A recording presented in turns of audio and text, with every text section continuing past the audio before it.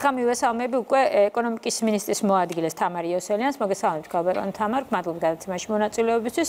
საქართველოს ავიაბაზარზე კიდევ ერთი დაბალბიუჯეტური ევროპული ავიაკომპანია ნორვეჯიანი შემოდის.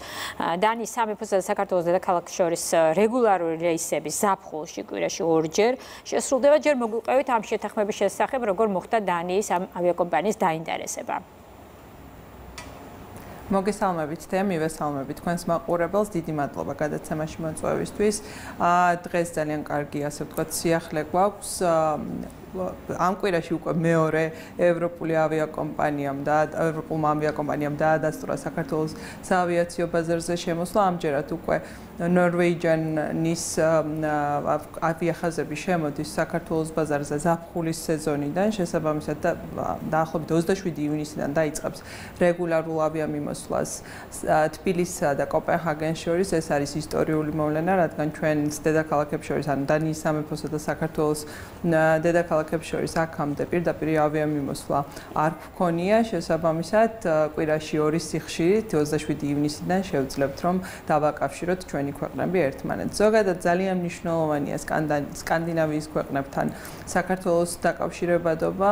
იქიდან გამომდინარე, რომ ჩვენთვის სწორედ სკანდინავიის ქვეყნები არის სამიზნე ქვეყნები. ჩვენ ამაზე უკვე დაახლოებით 1 წელია ვმუშაობთ. მე პირადად გავხდით ნორვეგიაში აგვისტოს თვეში იმისათვის, რომ აღნიშნული მოლაპარაკებები მიგვეყვანა ბოლომდე. აღნიშნულ მოლაპარაკებებში ჩართული იყო როგორც აეროპორტების გაერთიანება, ასევე თბილისის საერთაშორისო აეროპორტის ოპერატორი კომპანია TAV, რომ ასე ვთქვათ, ჩვენი ერთობლივი მუშაობით შევძელით, რომ ევროპული ძალიან ასე ვთქვათ ავტორიტეტული დაბალბიუჯეტიანი ავიაკომპანია შემოვიყვანეთ საქართველოს ბაზარზე და შესაბამისად დავაკავშირეთ ჩვენი ქვეყანა სკანდინავიის ქვეყნებს, ამ მიმართულებით. ზოგადად უნდა აღვნიშნოთ, რომ ასე ვთქვათ, ეს ავიაკომპანია არის სიდიდით მეორე სკანდინავიის ქვეყნებში.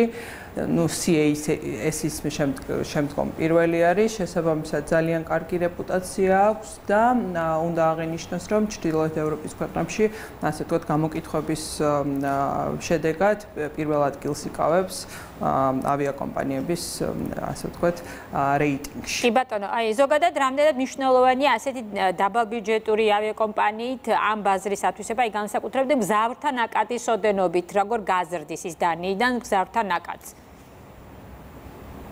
ზოგადად უნდა აღინიშნოს, რომ სკანდინავიის ქვეყნებიდან ძალიან დიდი დაინტერესება არის საქართველოს მიმართ. წინა წელს ჩვენ გვქონდა დაახლოებით 27%-იანი მატება. სწორედ ამით არის განპირობებული ამხელა ინტერესი ჩვენი ქვეყნის მიმართ ავია ბაზარზე. შესაბამისად, სწორედ ეს იყო ერთ-ერთი, ასე ვთქვათ, მაპროვოცირებელი იმისა, რომ ჩვენ შევძელით აღნიშნული ავიაკომპანიის შემოყვანა. დაბალბიუჯეტიანი მოგეხსენებათ, რომ კონკურენცია ზრდის ბაზარზე, შესაბამისად დაბალი ფასები გვაძლევს იმის შესაძლებლობას, რომ მეტი ტურისტი შემოვიყვანოთ, თუმცა უნდა აღინიშნოს, რომ სკანდინავიის ქვეყნებიდან მაღალმსყიდველუნარიანი ტურისტი შემოდის და ჩვენთვის ეს ნამდვილად ძალიან მნიშვნელოვანია და სამიზნე მიმართულება. ბატონო, თქვენ თქვით, რომ უკვე მეორე ამ კვირაში ხო, მეორე ავიაკომპანიასთან დაკავშირებით შემოგთავაზეთ სიახლე, მაგრამ ეს ყველაფერი არ არის, ჩვენ მთელი წლის განმავლობაში არაერთი სიახლე მოვისმენთ შესაბამისად. ეხლა უკვე შეგვიძლია გარკვეულწილად ზოგადი სურათი დავხატოთ ავიაფრენებთან დაკავშირებით და ასევე რა სიახლებს უნდა ველოდოთ. ესეც თუ შეგიძლიათ რომ გაგვიზიაროთ. ესე იგი, ნოემბრის თვეში ჩვენ უკვე სამ ავიაკომპანიასთან დაკავშირებით გავაკეთეთ, ასე ვთქვათ, ინფორმაციის გავრცელება. ეს იყო ჩინური ავიაკომპანია, რომელმაც დაამატა ფრენები პეკინის მიმართულებით, შესაბამისად თბილისი ურუმჩი პეკინის მიმართულებით შესრულდება ფრენები უკვე დეკემბრის თვიდან. ასევე თქვენ მოგეხსენებათ, რომ დეკემბრიდან ვიზეარი იწყებს ფრენებს ვენეციის მიმართულებით ქუთაისიდან.